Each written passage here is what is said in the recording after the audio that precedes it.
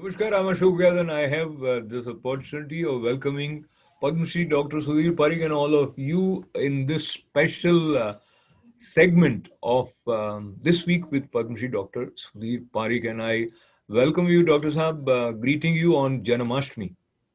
Namaste. Thank you. Happy Janmashtami to you and all our viewers. And as we begin towards a couple of issues which have their own significance and importance, let us stay with Janmashtami for a while because August happens to be the month of many, many festivals, and Janmashtami being dedicated to Lord Krishna has its own importance. If you recollect any of your childhood memories where you were inspired or you witnessed the celebration of this in India? Well, yes, I mean, every Janmashtami, our parents used to take us to the temple, Srinathji temple, because Srinathji is a form of the Lord Krishna. small, I mean, childhood avatar of the Krishna. So we used to get that Hindola darshan and a lot of prasad and a lot of festivity in Janmashtami. Wonderful.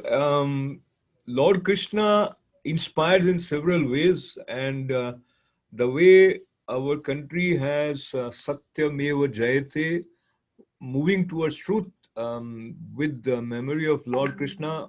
We have another important festival of Indian democracy coming up, which is, of course, 15th August. And this year it's going to be different because of COVID-19.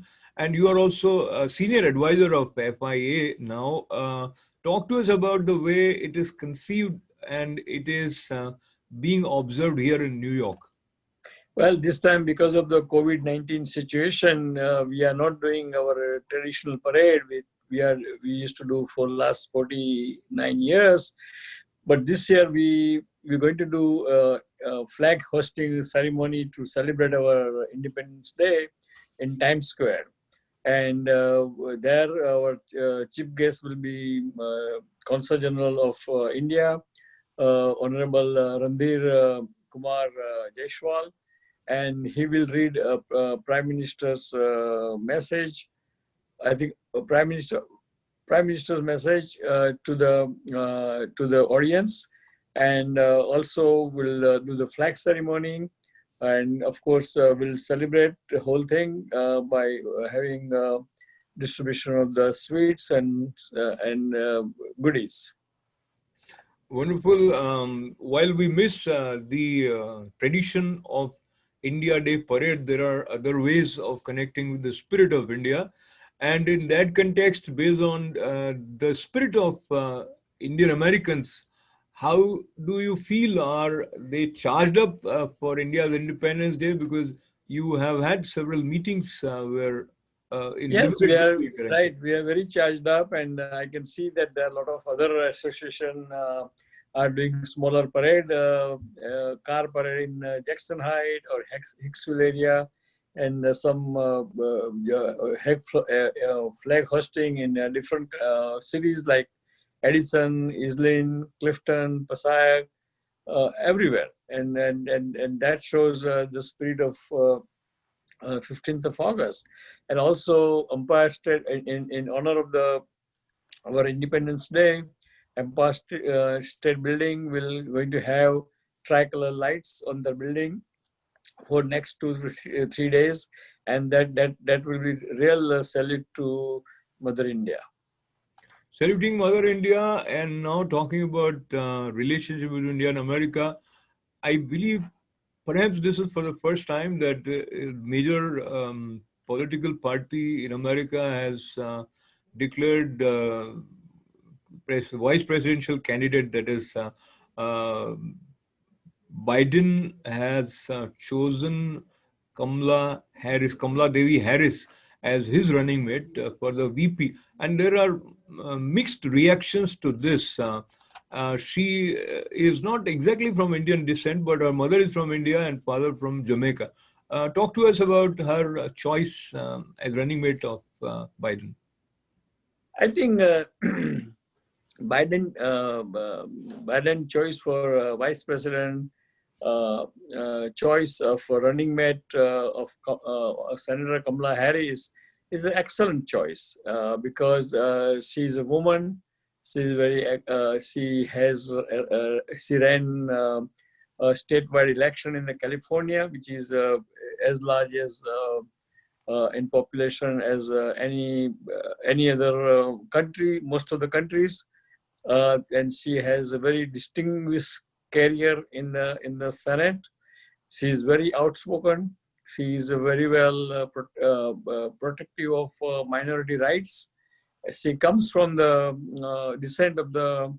She herself identifies as an African American, not the Indian American. Correct. I'm sure you are aware of that. Yes, sir. So we Indian should not take that credit for that. So it's an African American woman whose mother happens to be Indian, is running for highest post in the country, one of the second highest post of the country, and that is a proud for everyone, all Asians. So let's say that she's an Asian American woman, and we all can take kind of delight out of that she's from Asia and she's from our own part of the world, and she's very aggressive and rightfully she's very articulate, and she's very known for protection of the human rights, protection of the minority rights, protection of the color and creed and race conflicts and all those things. And so I think for Biden, it's really a good boost to his campaign. Now, how this goes further, we have to wait and watch. So while waiting and watching and the analysis heats up in Indian press also, as I earlier mentioned, there are people who are aware that she herself doesn't refer to her as Indian American or having Indian heritage, so we should not take pride, as you also mentioned. But there is other impression which people have that she has not been pro-India in her approach during several issues where there was an occasion for her to speak. On that front, how do you see her candidature from Indian Americans' point of view? Well, unfortunately, whole Democratic Party's policy towards South Asia is kind of not pro-India. Let's put it that way.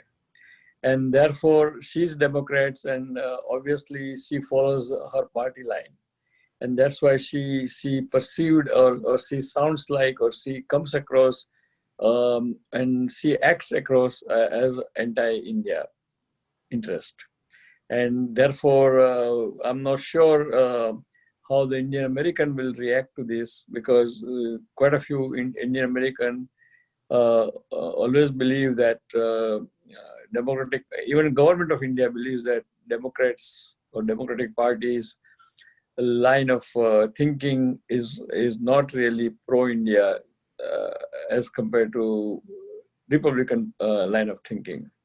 So that's a fact, and we know that for last several years, at least I have observed for last 50 years, even in the Clinton time also, Clintons were in their administration first 7 years, he was not pro-India, he was more pro-Pakistan.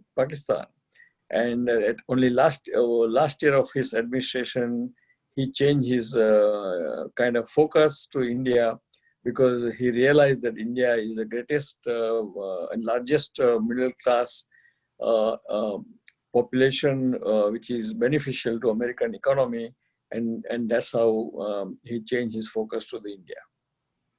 I must compliment you for being so forthright and candid in putting it in simple words. Everybody thinks, but many times you go roundabout way. But you said that Democrats have not been pro-India, and that is a fact you said. But indeed, there are many Indian Americans who are part of the Democratic Party, and they are supporting Biden as well as now going by what you just said.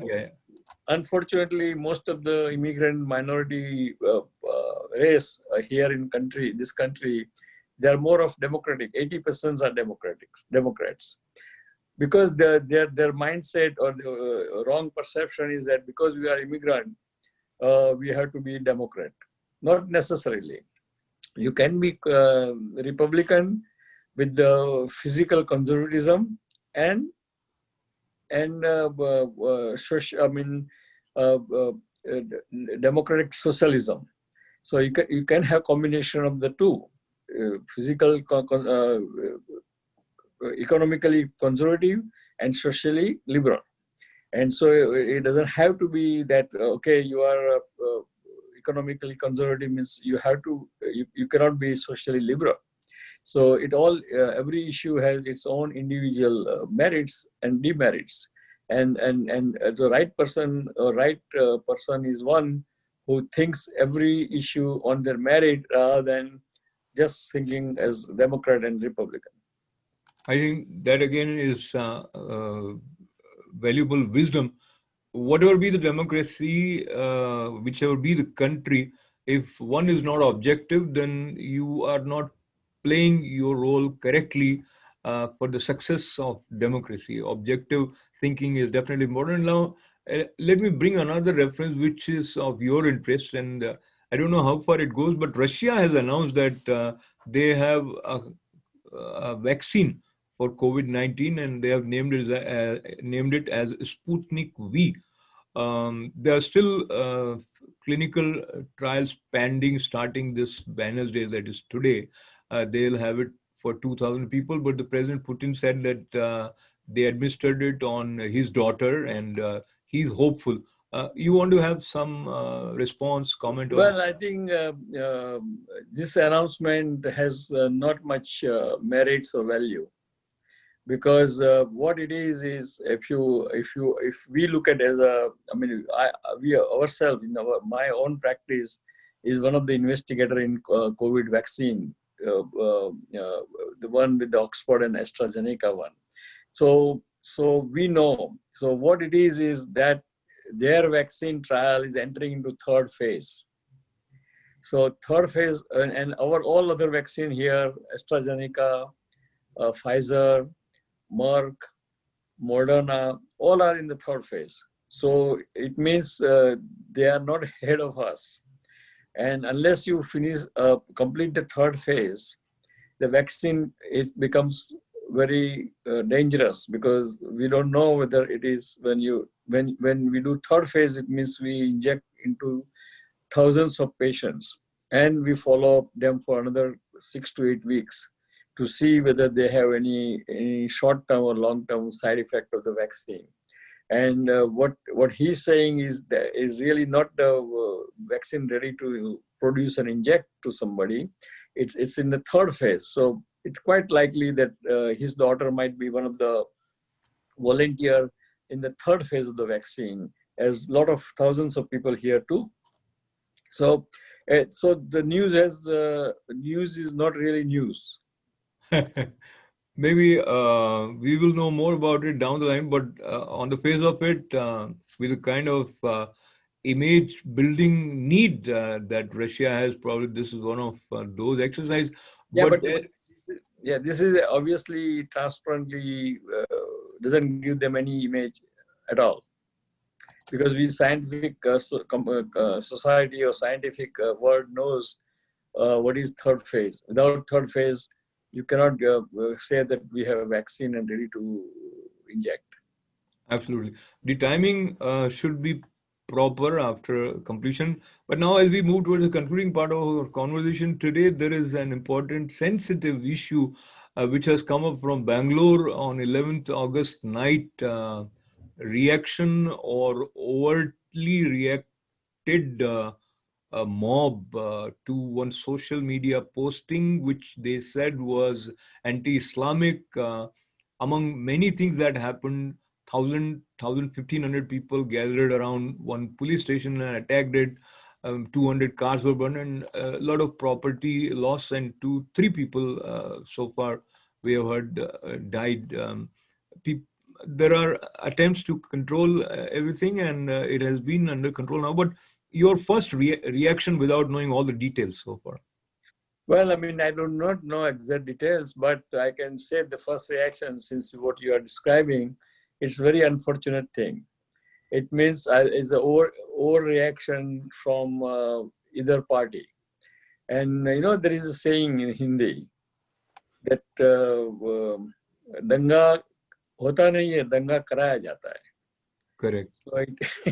So it means whatever excuse you find, you just lynch to that excuse and create the danga. And so fault lies with the two parties, wherever danga happened. So whether government did not act speedy enough to control that, or somebody kind of rumored or spread wrong rumors and wrong stories, and instigated the people, so one of those things. But I don't know the exact detail of the thing. So, but whatever it is, when there's a 3 deaths happen and a lot of people got injured, it means it's very unfortunate thing, deplorable thing, and should be investigated. Absolutely, and that's what the government has said, and hopefully we move towards a peaceful and harmonious environment, and we don't have to see more of such things anywhere in the world, and not in India. So now, your parting words from today's program, Dr. Well, dear friends, a lot of things are happening around us. We got new candidate for vice president, which happens to be Asian American, as we are, our community, and so we are very excited about it. But let's see how it goes, whether it will, how the election result comes, and we hope that whatever result comes, and whatever party wins, there should be pro-India, or there should be kind of positive towards pro-India. And so let's come back again. We'll see you next week. God bless America. God bless India. Jai Hind. Thank you.